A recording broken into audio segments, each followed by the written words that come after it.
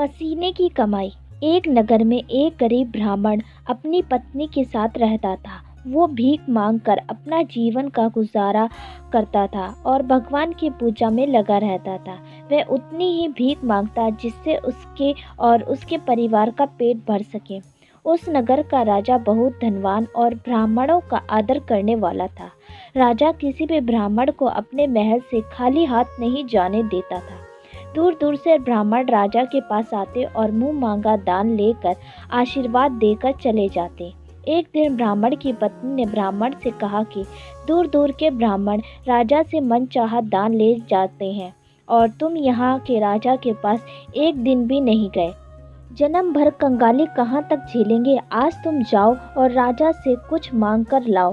ब्राह्मण ने अपनी पत्नी को समझाते हुए कहा, तू तो बावरी है, हमें धन की क्या ज़रूरत। हमें इतना तो मिल ही जाता है जिससे हम अपना पेट भर सकें और राजा का धन अच्छा नहीं होता, वो हमें नहीं लेना चाहिए। ब्राह्मण की पत्नी जिद पर अड़ गई और बोली, मैं तुम्हारी एक भी बात सुनने वाली नहीं हूँ। कब तक हम कंगाली में जीते रहेंगे। तुम तो रोज माला लेकर बैठ जाते हो। अपने बच्चों को क्या खिलाओगे, क्या पहनाओगे। जब बच्चे दूसरों को पहनता ओढ़ता और खाता पीता देखते हैं तो उनका भी मन ललचाता है।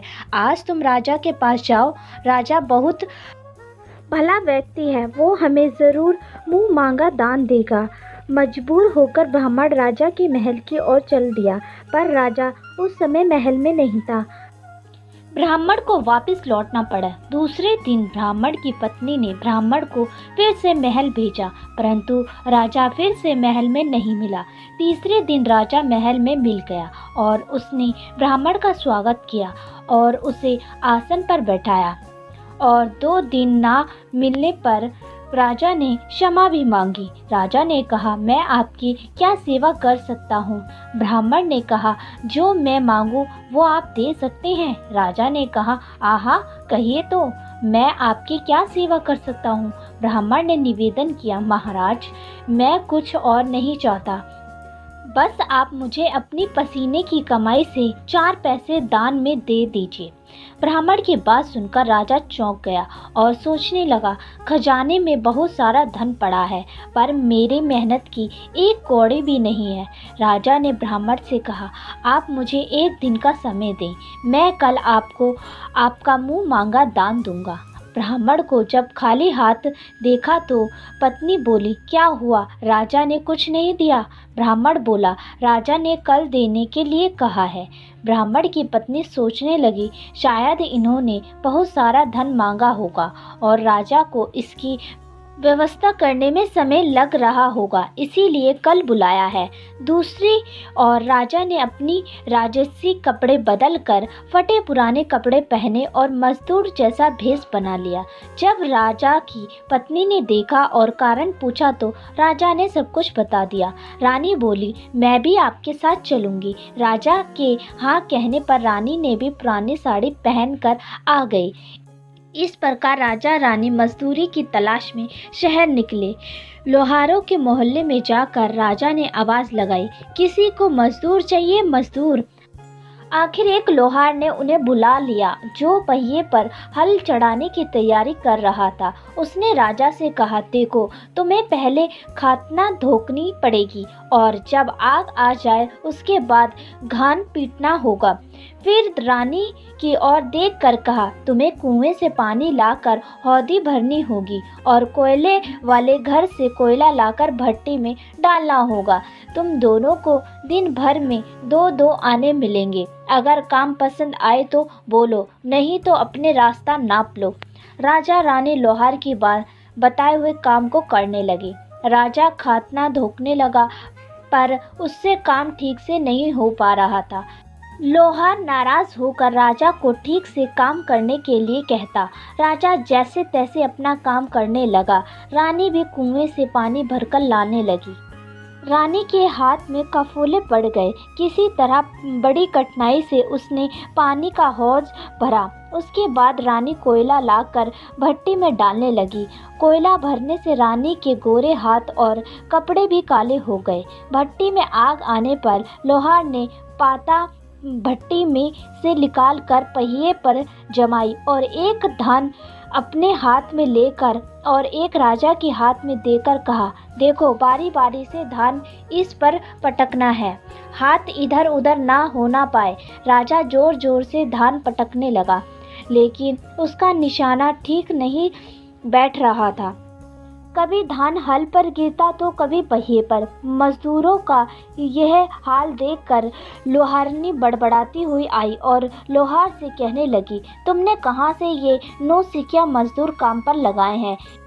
इनसे काम नहीं होगा, ये मजदूर तुम्हारा सब काम बिगाड़ देंगे। राजा रानी उन दोनों की फटकार सुनते सुनते अपना काम मन लगाकर करते रहे। धान पटकते पटकते राजा का शरीर पसीने से तर हो गया और जोर जोर से सांस चलने लगी। रानी भी पानी भरते भरते और कोयला झोंकते झोंकते थक कर चूर हो गई थी। दोनों ने पूरे दिन बहुत मेहनत की। लोहार ने राजा रानी को 2-2 पैसे दिए, जिससे वो बड़ी खुशी खुशी लेकर महल आ गए। आज उन्हें पता चला कि मेहनत की कमाई कैसी होती है। राजा ने 4 पैसे अलग रख दिए और अगले दिन ब्राह्मण को बुलाकर उसे दे दिए।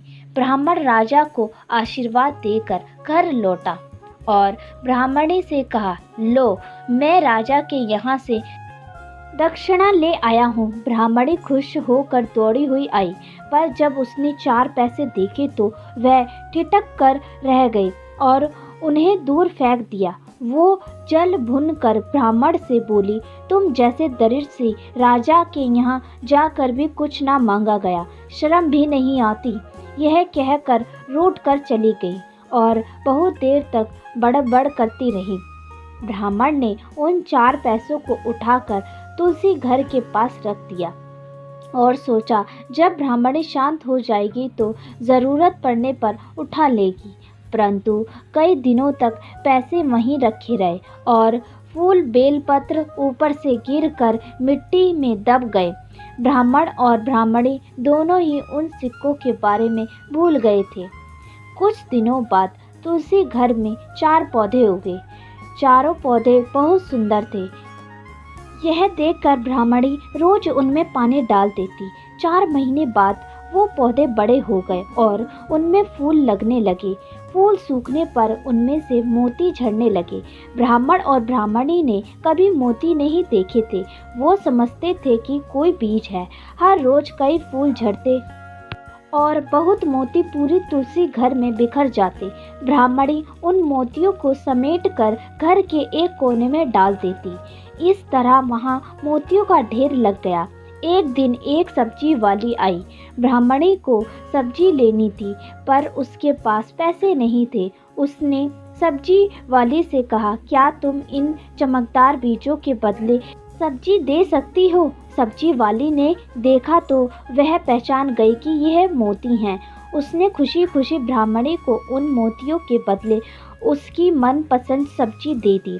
अब से हर रोज ऐसा ही होने लगा। ब्राह्मणी और सब्जी वाली दोनों खुश थे। सब्जी वाली यह सोचकर खुश थी कि मुझे 1 पैसे की तरकारी के बदले हजारों का माल मिलता है, और ब्राह्मणी यह सोचकर खुश थी कि इस बीजों के बदले सब्जी मिल जाती है। इसी प्रकार कई महीने बीतते गए। उधर राजमहल में कई राजहंस थे जो मोती चुगते थे। राजा का यह नियम था, जब राजहंस मोती चुग लेते थे उसके बाद ही राजा और उसका परिवार भोजन करता था। एक समय बाद राजा का सारा धन उन मोतियों और दान देने में खर्च हो गया। अब राजा को मोती खरीदने के पैसे तक नहीं बचे। यह खबर पूरे नगर में फैल गई थी और ब्राह्मण और ब्राह्मणी को भी जब यह पता चला तो उन्होंने यही विचार किया कि राजा बहुत दानी और नेक दिल है। उसने अपना सब कुछ दान कर दिया, यहाँ तक कि शायद उसके पास खाने को भी कुछ नहीं था। ऐसे हालात में हमें उन लोगों की सहायता करनी चाहिए। ब्राह्मण ने ब्राह्मणी से कहा, अगर तू कहे तो इसमें से कुछ बीज राजा को दे दूं। तू कहती है तो। इससे सब्जी और खाने की चीज़ें मिल जाती हैं। ब्राह्मणी ने कहा, हाँ, मैं रोज़ इसके बदले सौदा लिया करती हूँ। ऐसा कहकर ब्राह्मणी एक टोकरी बीज भर लाई। ब्राह्मण राजा के पास पहुंचा और उसे वो मोती दिए और राजा को सारी बात बताई। राजा उन मोतियों को देखकर चौंक गया। उसने मोती राजहंस को दिए। राजहंस उन्हें चुगने लगे।